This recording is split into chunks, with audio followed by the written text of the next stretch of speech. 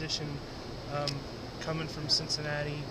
You got some other coaches that you're familiar with, other guys that are from different staffs, and how that has started to mesh together so far. It's been great, going great so far. I know a number of these guys. We've worked together for a long period of time. Obviously, there's a number of us that are coming from Cincinnati. Coach Mahoney, Coach Jansen, Coach Jake, a number of those guys we've worked together for a long time. Coach Lawson, bringing back some guys we worked with previously. Coach Azani we worked with for 3 years, so there's a lot of familiarity.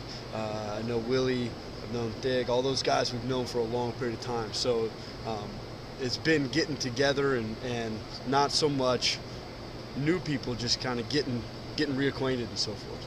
Talk about the whirlwind of getting here and just hitting the road immediately, not even really having time to unpack your bag, just turning around and going from airport to airport and seeing prospects. Sure.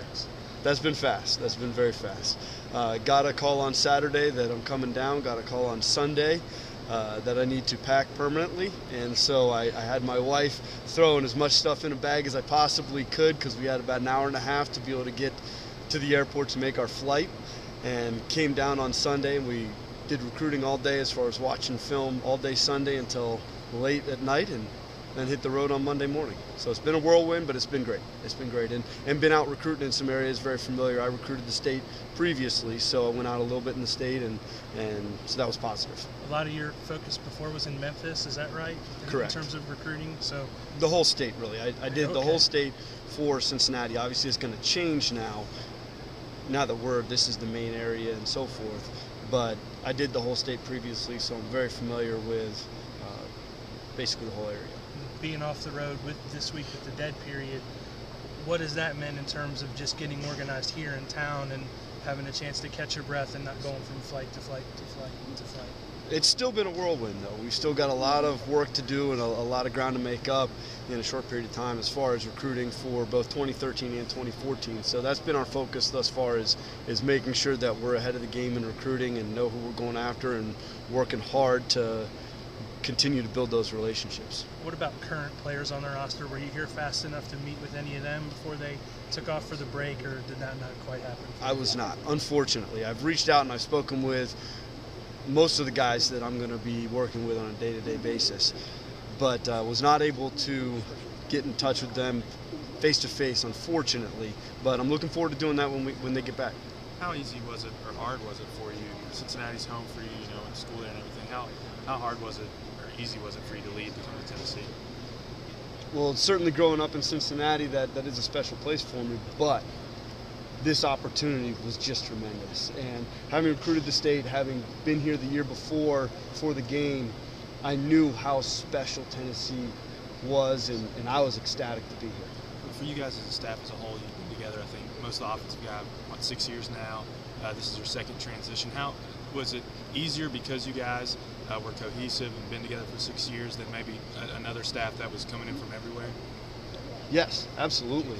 A number of us have been together for 6 years now. We've all known each other for a long period of time. So as far as that's concerned, we've been able to hit the ground running. It's seeing guys that you've known for a long time and it's been hugging them and saying, hey, good to see you again. It's been a while. But so that's been great as far as hitting the ground running and knowing everybody, knowing their personalities, and that's important. Having a staff unity and cohesiveness and those things are extremely important. And you touched on this a second ago, but I talked to some of the kids in Mid-State in West Tennessee, and they said, well, 2 weeks ago Coach Elder was wearing Cincinnati gear, and this week he came by wearing Tennessee gear. What's that kind of like to have to transition from selling one school to selling another program? It's certainly a transition, but this is such an easy school to sell. I mean, who wouldn't want to come here? This is the greatest place in the country.